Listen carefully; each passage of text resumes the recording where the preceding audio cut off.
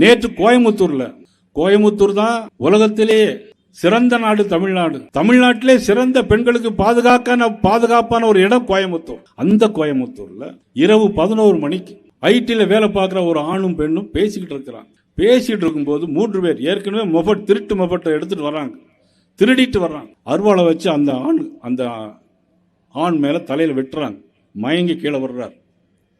அந்த பெண்ணை கரகரன்னு எடுத்துட்டு போறாங்க. 3 பேர் நல்ல கஞ்சா போதை, ஆடைகளெல்லாம் அவித்து அவர்களை என்ன பாலியல் பலாத்காரம் பண்ணி அப்படியே முள்புதரில் போட்டு போயிட்டாங்க. அதற்கு பிறகு போலீஸ் இவன் பையன் பேசுறான், போன்ல எடுத்து பேசின உடனே போலீஸ் 11 மணிக்கு வர்றாங்க. 11 மணிக்கு வந்து எல்லா இடத்திலும் தேடி பார்க்காங்க, அந்த பெண்ணை எங்கேயுமே காணல.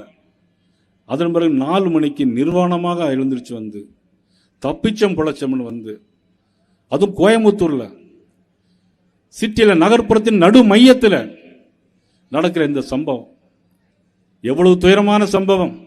ஒரு பெண்ணை பெற்ற தாய்க்கு எவ்வளவு கஷ்டம் இருக்கும், ஒரு பெண்ணை பெற்ற தகப்பனுக்கு எவ்வளவு கஷ்டங்கள் இருக்கும்.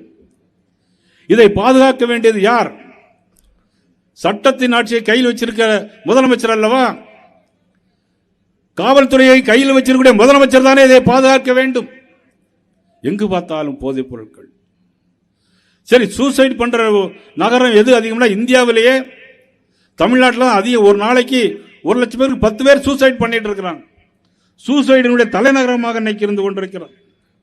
இவ்வளவு ஒரு மோசமான ஒரு சூழ்நிலையில் தான் இந்த ஆட்சி நடைபெற்றுக் கொண்டிருக்கிறது. இதையெல்லாம் தயவு செய்து புரிந்து தேசிய ஜனநாயக கூட்டணிக்கு அனைத்து இந்திய அண்ணா திராவிட முன்னேற்ற கழகம், பாரதிய ஜனதா கட்சி, பாரத பிரதமர் நரேந்திர மோடி அவர்கள் இந்த தமிழகத்திற்கு நிறைய திட்டங்களை தந்திருக்கிறார்கள். கோழிப்பண்ணைக்கான ஒரு செயல் திட்டத்தை தந்திருக்கிறார்கள்.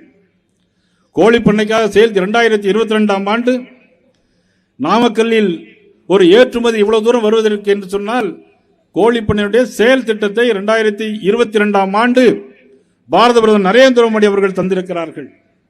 நாமக்கல் ரயில் நிலையத்திற்கு 9.4 கோடி ரூபாயை நாமக்கல் ரயில் நிலையத்திற்கு தந்திருக்கிறார்கள். இப்படியாக கிசான் சமான் விவசாயிகளுக்கு 9 லட்சம் பேருக்கு நம்ம நாமக்கல் மாவட்டத்தில் 9 லட்சம் பேருக்கு 176 கோடி ரூபாயை தந்தது பாரதிய ஜனதா கட்சி, மாண்புமிகு நரேந்திர மோடி அவர்கள்.